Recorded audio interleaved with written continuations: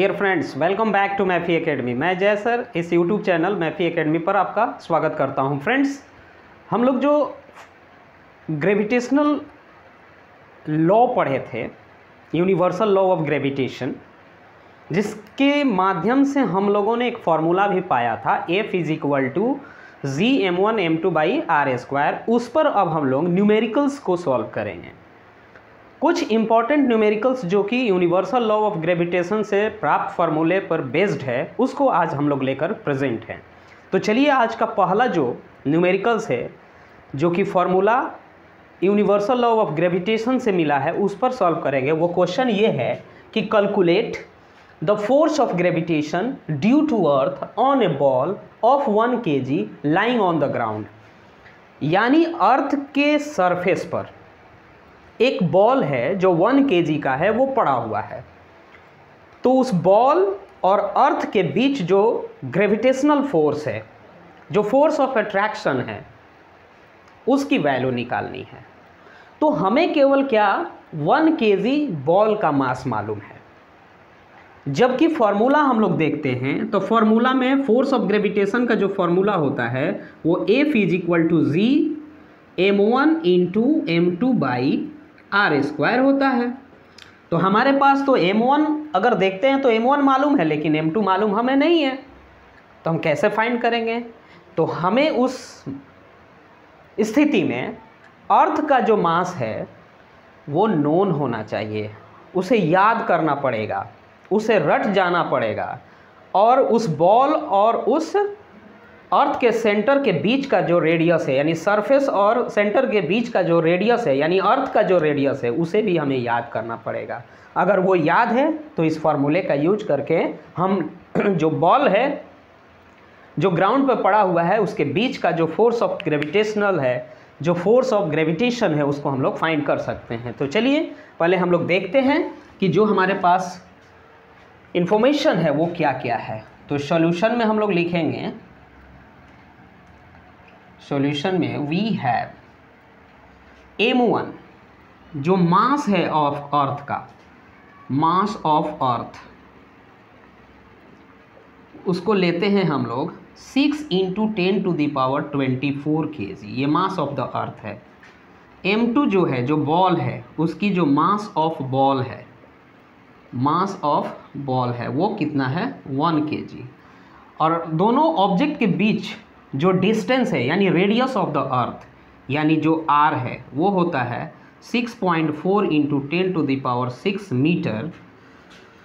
ये है radius of the earth, इसको बोलते हैं रेडियस ऑफ अर्थ। तो बाय फॉर्मूला वी गेट एक चीज़ और हम लोग यहाँ देख सकते हैं कि एक इस फॉर्मूले में g आता है। तो g की g की जो वैल्यू होती है वो हम ले लेंगे g = 6.7 × 10⁻11 न्यूटन मीटर स्क्वायर पर kg²। इसको भी ले लेंगे। 6.67 होता है, लेकिन जब न्यूमेरिकल सॉल्व करने जाएंगे तो हमें 6.7 लेना होगा, ताकि न्यूमेरिकल को सॉल्व करने में इजी हो। तो by formula we get, formula होता है F = gm1m2/r²। तो जो g की वैल्यू है वो है 6.7 × m1 है हमारे पास 6.7 × 10⁻11। m1 की जो वैल्यू है वो 6 × 10⁻24 है। m2 की जो वैल्यू है वो 1 है। r जो है वो 6.4 × 10⁻6 का होल स्क्वायर है। अब क्या करेंगे? अब हम लोग यहाँ पे इसकी वैल्यू जो सोल्व करेंगे वो ये है कि जितने भी पावर्स वाले टर्म है उसको एक जगह, और जितने भी विदाउट पावर्स वाले यानी डेसिमल वाले टर्म्स है उसको एक जगह। तो पहला है 6.7 × 6 × 1/6 6.4 का पावर 2 है, यानी 6.4 इंटू 6.4 इंटू जो फर्स्ट पावर है वो ये है 10 टू द पावर -11, फिर है 10 टू द पावर 24 और नीचे जो डिनोमिनेटर में आएगा तो 6 टू जा 12 यानी 10 का पावर 12।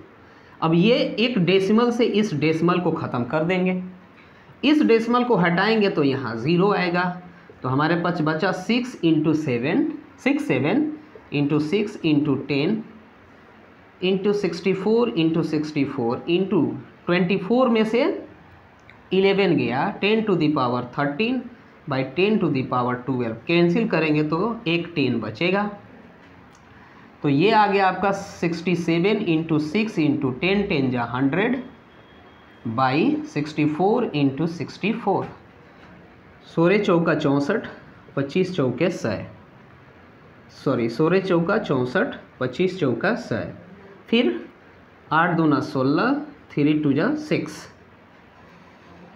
और नहीं कटेगा तो हम लोग क्या करेंगे, मल्टीप्लाई करेंगे 67 इंटू 3 इंटू 25 बाई 64 इंटू 8, तो ये हो जाएगा आपका 67 इंटू 75 बाई 64 इंटू 8। अब इसको मल्टीप्लाई करेंगे तो 67 75 में मल्टीप्लाई करेंगे तो 7 5 जा 35, 3 7 5 जा 30 और 3 33, 7 7 जा 49 कैरी 4, 7 6 जा 42 और 4 46, 7 5 जा 35 कैरी 3, 6 5 जा 30 33, 7 7 जा 49 9 कैरी 4, 7 6 जा 42 और 4 46, 5 9 3 12, 6 3 9 और 1 10 5 यानी 5025 और नीचे 8 4 जा 32 कैरी 3, 8 6 जा 48 एंड 3 51। अब इसको डिवाइड करते हैं तो आता है हमारे पास 9.8 न्यूटन आंसर। अगर इसको हम लोग ध्यान से देखें तो ये क्वेश्चन बनाने में हमें बहुत ही मज़ा आया है। क्यों? क्योंकि जब हम स्टेप फॉलो करेंगे और एक एक बात को ध्यान रखते हुए जब इसको प्रोसेस करेंगे, सिंप्लीफाई करेंगे, तो इस तरह के क्वेश्चन को सॉल्व करना बहुत ईजी है। जितने भी सेलेसियल बॉडीज़ हैं, ग्रेविटेशनल लॉ पे जो क्वेश्चन बनाना है, जो फोर्स ऑफ ग्रेविटेशन जिसको हम लोग F = G m1m2/r² है, अगर इस पर हमें क्वेश्चन बनाना है, न्यूमेरिकल्स बनाने हैं, तो बहुत सारे सेलेसियल बॉडीज़ है, जैसे अर्थ हो गया, मून हो गया, या कोई अदर सेलेसियल बॉडीज़ हो गए, उनका मास और रेडियस कम से कम हमें रटना पड़ेगा। कभी कभी क्वेश्चन में वो देता नहीं है, जैसे इस क्वेश्चन में दिया नहीं है। अगर ये नहीं दिया है, किसी किसी क्वेश्चन में दे देता है कि मास ऑफ द अर्थ = इतना, रेडियस ऑफ द अर्थ = इतना, मास ऑफ द मून = इतना, रेडियस ऑफ द मून = इतना, ये दे देता है। अगर नहीं दिया है तो हमें ये हमारी रिस्पॉन्सिबिलिटी है कि कुछ सेलेसियल बॉडीज़ जो नोन, जो वेरी फेमस सेलेसियल बॉडीज़ हैं, जैसे अर्थ हो गया, मून हो गया, सन हो गया, ये सारे चीज़ों की हमें रेडियस और मास कम से कम हमें याद करना पड़ेगा, ताकि फोर्स ऑफ ग्रेविटेशन फाइंड करने के लिए हम इजीली उसको यूज कर सकें। तो फ्रेंड्स, आज हम लोगों ने यूनिवर्सल लॉ ऑफ ग्रेविटेशन से प्राप्त फार्मूला F = G m1m2/r² पर पहला न्यूमेरिकल्स हम लोगों ने सॉल्व किया। अब हम लोग सेकेंड न्यूमेरिकल्स लेकर के प्रेजेंट होंगे। अब इसको हम लोग कॉपी करेंगे, फिर सेकेंड क्वेश्चन को बनाएंगे। ओके फ्रेंड्स, आज का जो सेकेंड क्वेश्चन है वो ये है कि the mass of the earth is 6 × 10⁻24 kg and that of the moon is 7.4 × 10⁻22 kg if the distance between the earth and the moon be 3.84 × 10⁸ meter, calculate the force exerted by the earth on the moon। तो अर्थ के द्वारा moon पर जो force लगाया जा रहा है, force of attraction का, वो कितना होगा वो निकालेंगे। तो सबसे पहले हमारे पास जो इन्फॉर्मेशन है उसको देखेंगे। हमारे पास जो इन्फॉर्मेशन है वो ये है कि मास ऑफ द अर्थ दे दिया है m1 6 × 10⁻24 kg, mass of the moon यानी m2 दे दिया है 7.4 × 10⁻22 kg, उनके बीच का जो डिस्टेंस यानी r है वो दिया है 3.84 into 10⁸ metre. And we know that g का जो वैल्यू होता है वो न्यूमेरिकल बनाने के लिए 6.7 इंटू 10⁻11 न्यूटन मीटर स्क्वायर पर kg स्क्वायर लेते हैं। अब by formula we get F is equal to g m1 m2 by r square. अब ये जो r वैल्यू है डिफरेंट लेटर्स का, उसका वैल्यू पुट करेंगे, वो है 6.7 इंटू 10⁻11 इंटू m1 का वैल्यू है 6 इंटू 10⁻24, m2 की वैल्यू है 7.4 इंटू 10⁻22 बाई 3.84 इंटू 10⁻8 का होल स्क्वायर। अब हम क्या करेंगे, डेसिमल वाले नंबर्स को एक जगह, पावर्स वाले को एक जगह। तो 6.7 इंटू 6 इंटू 7.4 बाई 3.84 इंटू 3.84, क्यों? क्योंकि इस पर का पावर 2 है, इंटू 10⁻11 इंटू 10⁻24 और 22 46 बाई 8 2 जा 16।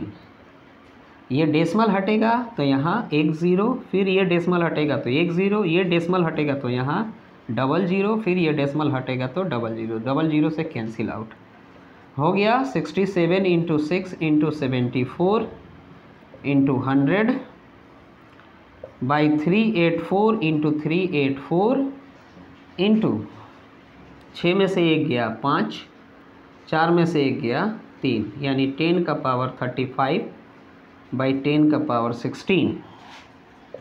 तो 67 into 6 into 74 into 100 by 384 into 384 into 10 का पावर 35 इंटू 10 का पावर -16। अब फिर से इसको कैंसिल करेंगे, सिंप्लीफाई करेंगे तो सारा कटेगा। तो हमारे पास कटने के बाद पहले हम लोग ये देख देते हैं, 67 into 6 into 74 into 74 into 10 by 384 into 384। ये जो 100 है इसमें से एक 10 मैंने ले करके इसको 36 बनाया, 36 में से 16 जाएगा तो हो जाएगा 10 का पावर 20। और ये जब न्यूमरेटर में इस डिनोमिनेटर से डिवाइड करते हैं तो 2.01 इंटू 10⁻20 न्यूटन आता है। ये हमारा रिक्वायर्ड रिजल्ट है आज का। तो फ्रेंड्स, आज हम लोगों ने यूनिवर्सल लॉ ऑफ ग्रेविटेशन से प्राप्त जो फॉर्मूला है फोर्स ऑफ ग्रेविटेशन का, F is equal to G m1 m2 by r square का 2 क्वेश्चन हम लोगों ने सॉल्व किया। फिर हम लोग नेक्स्ट लेक्चर में, नेक्स्ट वीडियो में नेक्स्ट टॉपिक्स और नेक्स्ट कॉन्सेप्ट लेकर के प्रेजेंट होंगे। तब तक के लिए धन्यवाद। अगर आप इस चैनल पर नए हैं तो सब्सक्राइब करें, शेयर करें, अपना कमेंट डालें और अपनी जो मनपसंद कंटेंट्स चाहिए, मनपसंद आपकी वीडियो चाहिए, मनपसंद क्लासेस चाहिए तो उसके लिए भी कमेंट करें, हम लोग ज़रूर आपकी रिस्पॉन्स करेंगे। फिलहाल इतना ही, तब तक के लिए धन्यवाद। Thanks for watching us.